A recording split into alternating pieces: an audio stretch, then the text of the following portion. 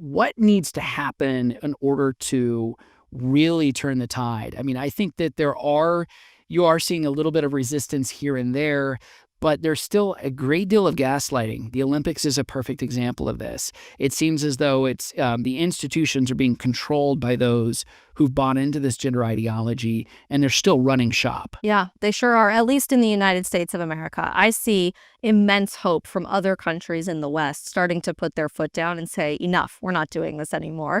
The UK comes to mind, for example, where in the last year, they have said no more gender ideology in public schools across the United Kingdom. We won't be doing any child gender transition in NHS clinics, which are the taxpayer-funded medical clinics there. Sweden and Finland have done very similar big pendulum swings back in the other direction, despite most of those countries being some of the first to institute child gender transition in this conversation to begin with. But here there is a whole lot more resistance, and I do think the institutions are being run by those who clearly have an agenda to push. I'll give you a more recent example even. Yesterday, there was a headline in the New York Times that over the last year or so, the U.S. government has been funding a $10 million study on puberty blockers for children with the attempt to prove that giving children puberty blockers is better for their health in the long run. Turns out the study, in fact, proved the opposite to be true, that mental and physical health outcomes became detrimental to children who had received puberty blockers. And now the doctors who conducted the study don't want to release the findings publicly because of politics. And they're worried that in America we'll see very similar bans to what most of Western Europe is talking about right now. If that doesn't shake you to your very, very core with what the real agenda behind this mission is, I don't know what else could. But I think it goes back to that more sinister plot of the attack on womanhood I was talking about earlier, because this is an attack on reality and truth and fundamental humanity to its very core. Yes, you see men playing women's sports and taking trophies and academic scholarships and athletic opportunities away from women, which is a huge problem that I'm glad is being addressed. Yes, we see men joining women's sororities and crazy lawsuits coming from places like the University of Wyoming, of all college campuses, where girls in their sorority house are being subjected to actual sexual harassment from their sister in their sorority and no support from the national organization, which is terrible. We watch women be subject to this stuff in the Miss Universe pageant and Women of the Year awards, and we could keep going with example by example.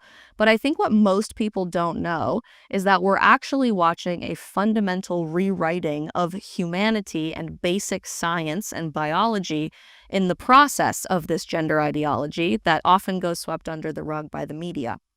What does that look like? I was pre-med way back when, so I love talking science and medicine, but I can't tell you how many people I've heard testimony from who have been referred to as birthing people in the hospital instead of mothers when they deliver their children. I can't tell you how many stories I've uncovered of breastfeeding suddenly turning into chest feeding in the United States, which not only is a nice word to accommodate for women who think they are men and don't want to associate with the word breast, but we are actually spending research money in the United States today to stimulate artificial lactation in biological men using hormone injections and a whole cocktail of pharmaceuticals so that a man can breastfeed their child juice. That's essentially what it is, a hormone cocktail rather than actual breast milk that's going to sustain the life of your child.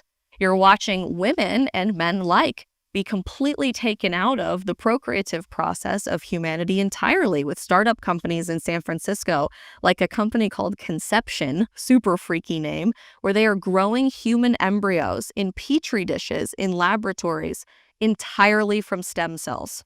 No egg cells or sperm cells involved in the process at all. So this very odd Brave New World, Gattaca dystopian reality that feels like something out of 1984 is truly happening under the surface of a lot of the outrage we see in the newspapers, on television, on social media. And those things matter, and those fights really matter. But I worry often that we're so focused on the latest viral TikTok influencer, a la Dylan Mulvaney, that we're forgetting about the fact that we are literally erasing manhood and womanhood with this gender ideology in the process. And you want to talk about it with kids and taking responsibility there, talk about the abortion industry. Planned Parenthood is the largest single drafter of sexual education and gender identity curriculum in all public schools in the United States. And in a post-Roe America, where they're desperately looking on how to make money because they can't necessarily make money from abortion procedures in many of these states, they have become the #1 provider of puberty blockers and hormone treatment for teenagers. On their own website, they say you can walk into our clinic and walk out the same day with a brown paper bag, testosterone in hand, no doctor's note, no history of gender dysphoria, no accompaniment by a parent. It is a very scary reality. Yeah, it's horrific. You think about what we've been told for decades is that science is perfect. Follow the science. You hear this all the time. We heard this during COVID. And there's this kind of this expression, scientism, which it's like science is God itself, or God himself.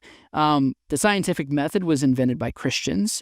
There is a process. We understand that there is a creator. There is a creative order to the universe. The well-ordered universe is because there is a designer whose name is God. And those, though, that push this are pushing it in the name of ideology. Dr. James Lindsay, just a couple of years ago, but this was during COVID, he was talking about medical Lysenkoism. And Lysenko was this doctor in the Soviet Union that Stalin had put in charge of solving for famine. Basically, people were starving in the Soviet Union. It was Lysenko that was supposed to help, create more food for those in the Soviet Union. And it turned out, lo and behold, he's applying his own communist ideology to what he was doing, so he wasn't doing anything scientifically. Instead, it was all driven by ideology, and it led to millions and millions of people in mass starvation dying. And we see Lysenkoism, expressions of that, in the gender ideology confusion, in reproductive health, and all of these other things. Whatever they are, it's ideology driving it, not the science itself. Absolutely correct. And ultimately, I think this is why there is such a hunger and a drive and a need to bring God back into our culture, and why young people are so fascinated by belief in something bigger than what's right in front of us. Because you're right, we're told to blindly trust Anthony Fauci as the science. We're told to blindly trust mainstream legacy media institutions, or to believe everything we see from Hollywood, or to believe that our college professor is always telling us the truth, which at Liberty, I'm sure they are, but most universities, they're not. And so we've watched this skepticism continue to bubble to the surface over the last few years, because none of those things prove to be a solid foundation to stand upon. Ultimately, everything begins to crumble. There's a long joke from the last few years that every conspiracy theory is just the truth 6 months early, right? And you end up going viral for that 6 months down the line. The Babylon Bee has predicted so many crazy things happening over the last few years. But when all of those things fall apart, I think it's left our generation feeling like we have nothing left to stand on, that we're on this quicksand foundation of a society, and we want a bedrock of something that we can fall back on, that is always true, that is timeless and traditional. And I love that about the cultural trajectory we're seeing, because even within Christianity, we aren't looking for this half-in, half-out cultural rainbow-washed, sparkle creed, feel-good Christianity. Gen Z in the Catholic Church is the most likely generation to seek out the Latin Mass. You're watching mass baptism events take place, not just silly worship nights that often don't amount to a huge conversion of someone's inner soul. On many of these SEC college campuses here in the South this semester, the Ohio State University football team has a huge lineup of football players doing the rounds on podcasts right now, reading the gospel and breaking down scripture in a very, very powerful way. So there's a meat and a substance there to our faith that I think a lot of older people didn't ever see coming. Hey, did you find this helpful? I hope you did. Please like and subscribe, share with a friend, and also go to standingforfreedom.com, where you can find more content, articles, podcasts, and our Theology of Politics series, all at standingforfreedom.com.